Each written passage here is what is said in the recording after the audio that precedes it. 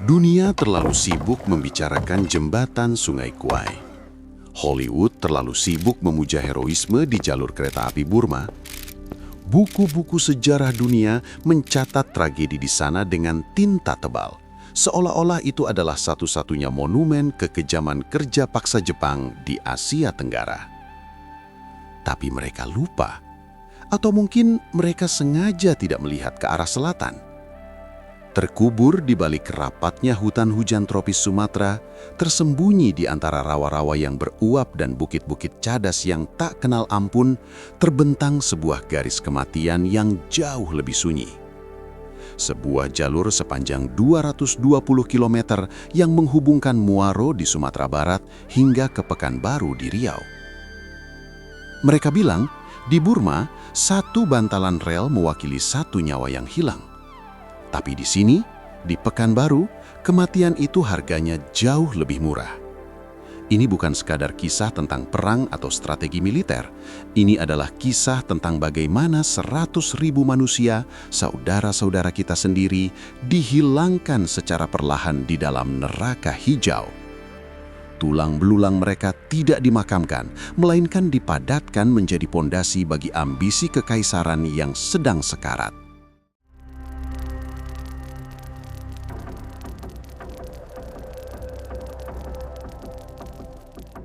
Tahun 1943, situasinya sudah berubah.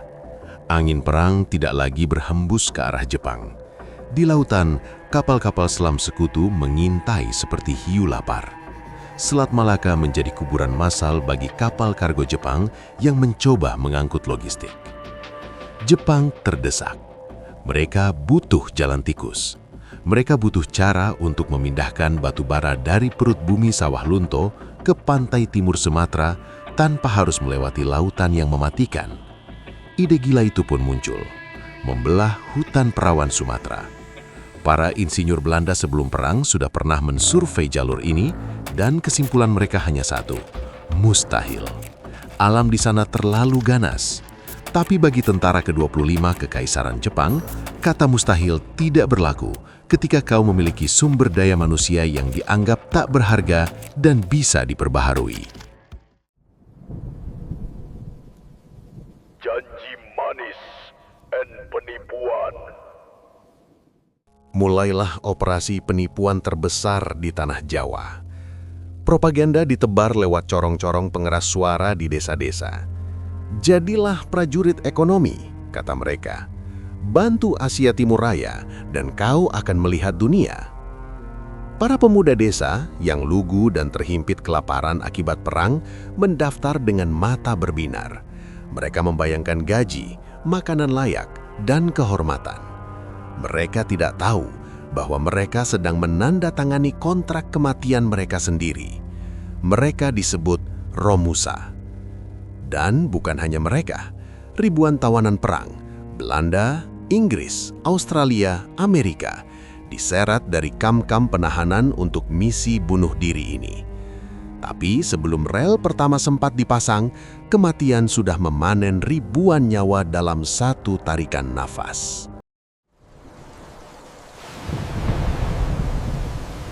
18 September 1944. Sebuah kapal kargo tua bernama Junyo Maru sedang membelah ombak menuju Sumatera. Di dalam perut besinya dijejalkan lebih dari 6.500 manusia. Udaranya panas, pengap, bercampur bau keringat dan kotoran. Mereka berhimpitan seperti ikan sarden dalam kaleng. Di tengah laut, kapal selam Inggris HMS Tradewin membidik. Mereka tidak tahu siapa yang ada di dalam kapal itu. Bagi mereka, itu hanyalah target musuh. 2 torpedo meluncur. Ledakan itu membelah lambung kapal. Junyo Maru, peti mati terapung itu, tenggelam membawa 5.620 nyawa ke dasar laut. Bayangkan angkanya, 5.600 orang.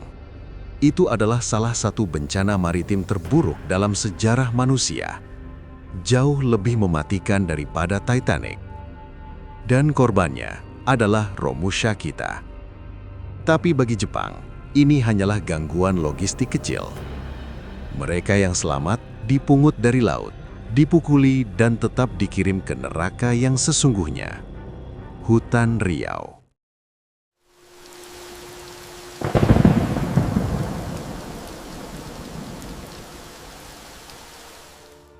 Selamat datang di Camp Logas, titik tengah yang menjadi pusat dari segala mimpi buruk.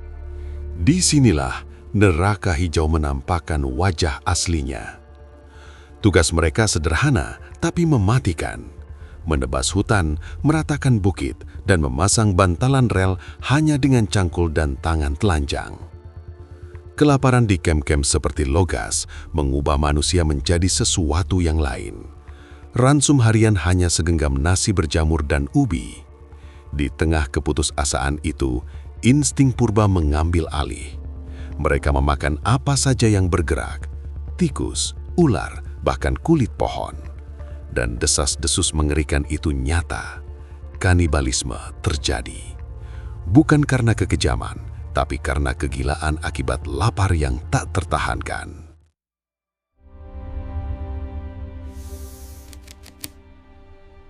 Disinilah kasta kematian berlaku.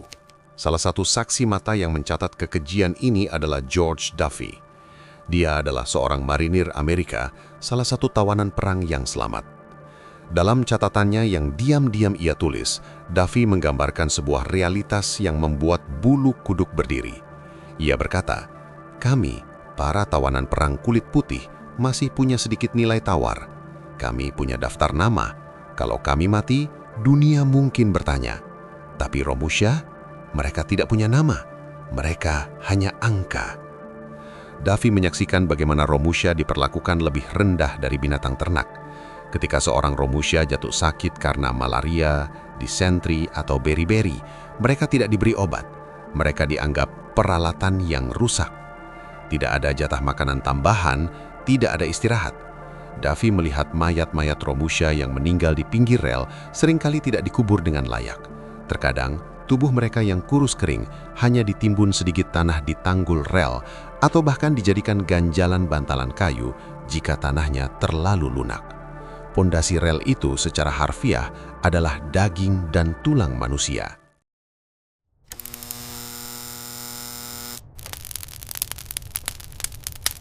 Di sisi lain dari tragedi ini, ada para insinyur yang dipaksa bekerja di bawah todongan bayonet. Salah satunya adalah Kapten W.J.M. Nessel, seorang insinyur Belanda. Ia dan rekan-rekannya dipaksa merancang jembatan-jembatan kayu yang rumit untuk melintasi sungai-sungai deras di Riau. Mereka menghadapi dilema moral yang menghancurkan jiwa. Jika mereka mendesain dengan benar, mereka membantu musuh memperpanjang perang. Jika mereka menyabotase desainnya, mereka akan dipenggal dan jembatan yang runtuh akan membunuh ratusan Romusha yang sedang bekerja di atasnya. Nessel dan timnya akhirnya membangun mahakarya teknik sipil dari kayu hutan. Jembatan-jembatan itu kokoh, berdiri megah di atas sungai Kampar. Tapi setiap pilar yang ditanam, setiap baut yang dipasang, dibayar dengan darah pekerja yang jatuh ke sungai atau mati kelelahan karena mengangkat balok kayu raksasa tanpa alat berat.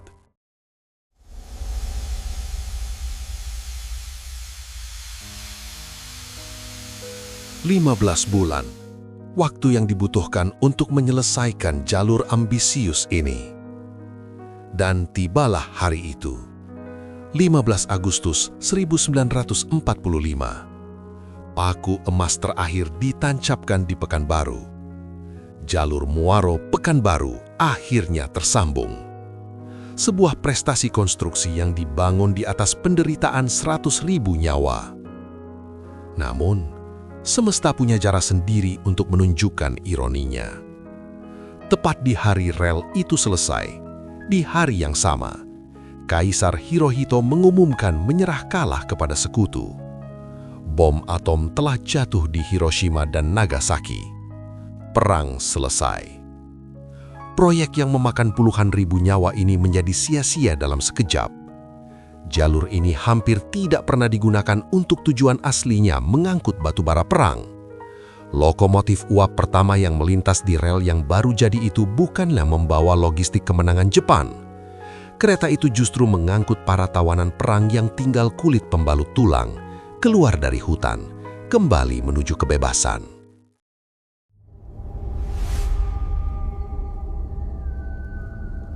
Tapi kebebasan itu tidak milik semua orang. Dari sekitar 100.000 Romusha yang dikirim ke sana, diperkirakan hanya 20.000 yang berhasil pulang ke Jawa. Kemana sisanya? Kemana 80.000 jiwa lainnya? Mereka masih di sana. Mereka tidak pernah pulang. Tulang belulang mereka telah menyatu dengan tanah Riau, menjadi pupuk bagi pohon-pohon karet dan sawit yang kini tumbuh subur di sana.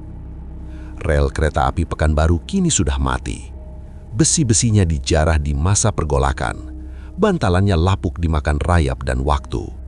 Hanya menyisakan potongan-potongan lokomotif tua yang kini menjadi monumen bisu. Jika suatu hari nanti kalian berdiri di pedalaman Riau, di dekat bekas jalur mati itu, dan mendengar suara angin berdesis di sela-sela pepohonan, dengarkanlah baik-baik. Mungkin itu bukan sekedar angin. Mungkin itu adalah nafas terakhir dari 80.000 jiwa tak bernama. Para prajurit ekonomi yang dijanjikan masa depan, namun berakhir menjadi tumbal bagi sebuah jalan buntu. Ini adalah jalur kereta api maut Pekanbaru. Dan sejarah ini, segelap apapun itu, menolak untuk dilupakan. Terima kasih sudah menonton. Sampai jumpa di video selanjutnya.